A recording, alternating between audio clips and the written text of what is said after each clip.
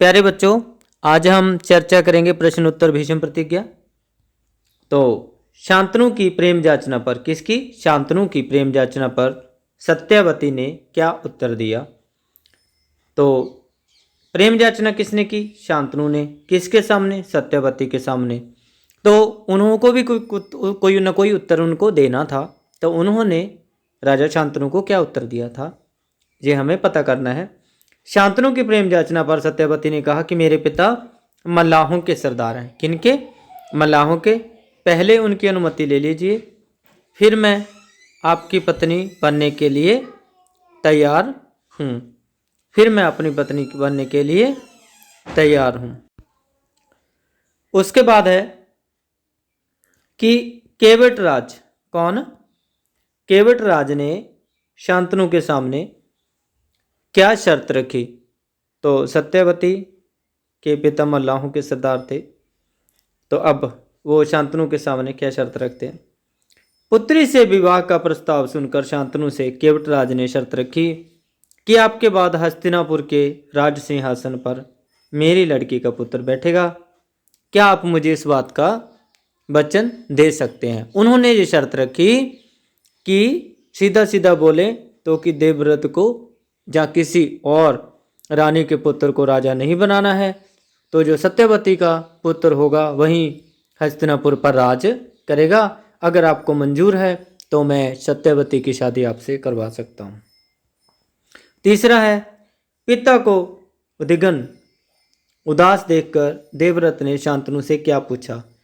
पिता की उद्विग्न स्थिति को देखकर, उदास स्थिति को देखकर देवव्रत ने कहा, पिताजी, सभी सुखों के होते हुए भी आप दुखी व चिंतित क्यों दिखाई दे रहे हैं? इसका कारण क्या है? एक राजा के पास सभी सुख सुविधाएं होती हैं, लेकिन आप मुझे उदास दिखाई दे रहे हैं, आखिर क्यों?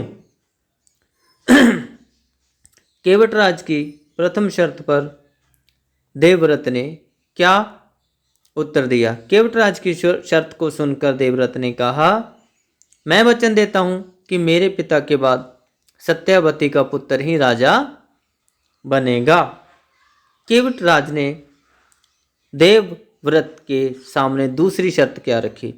लेकिन फिर भी जो उनका मन था बेचैन हुआ जा रहा था कि क्या सचमुच मेरी बेटी के जो बच्चा होगा उसको राजा बनाएंगे या नहीं बनाएंगे। तो लगातार उन्होंने पहली शर्त बोली, तो केवटराज की शर्त सुनकर देवव्रत ने यही कहा कि मैं वचन देता हूँ कि मेरे पिता के बाद सत्यवती का पुत्र ही राजा बनेगा। लेकिन अब केवटराज फिर से दूसरी शर्त क्या रख रहे हैं? दूसरी शर्त में केवटराज ने कहा कि मुझे भय है कि आपकी संतान आपके वचन का ध्यान न रखकर मेरे नाती से राज्य छीनने का प्रयास करने लगी, तो आपके वचन का क्या होगा? अब फिर से देखो, उन्होंने एक प्रश्न खड़ा किया है। देवव्रत ने केवटराज की शंका का निवारण फिर कैसे किया? उन्होंने प्रश्न तो खड़ा कर दिया केवटराज ने, तो अब देवव्रत क्या बोलेंगे? केवटराज की शंका का निवारण करते हुए देवव्रत ने कहा, मैं जीवन भर विवाह नहीं करूंगा। उन्होंने कहा था कि हो सकता है आपका जो आने वाली संतानें हो वो लड़ाई करके मेरे नाती से राज्य छीन ले। तो फिर उन्होंने क्या कहा कि देवव्रत ने कि मैं विवाह ही नहीं करूंगा, आजन्म ब्रह्मचारी रहूंगा, मेरी संतान ही न होगी। अब तो तुम संतुष्ट हो जाओ। इसके बाद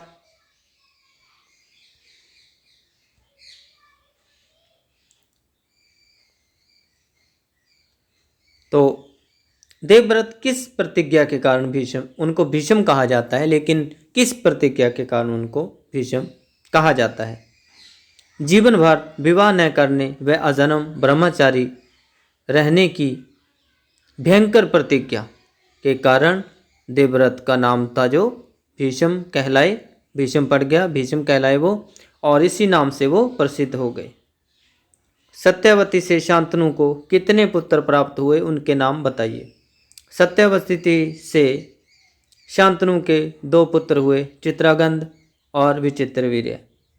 शांतनु के बाद हस्तिनापुर के सिंहासन पर कौन बैठा? शांतनु के देहावसान के बाद चित्रांगद हस्तिनापुर के सिंहासन पर बैठे और उनके युद्ध में मारे जाने पर विचित्रवीर्य ने राजगद्दी संभाली। विचित्रवीर्य की रानियों व उनके पुत्रों के नाम बताइए। विचित्र वीर्य की दो रानियां थी, कौन? अंबिका और अंबालिका। अंबिका के पुत्र थे धृतराष्ट्र और अंबालिका के पांडु। अंबिका के धृतराष्ट्र, अंबालिका के पांडु। धृतराष्ट्र के पुत्र आगे चलकर कौरव कहलाए और पांडु के पांडव, और पांडु के पांडव। तो उम्मीद करते हैं यह वीडियो आपको अच्छी लगेगी। धन्यवाद।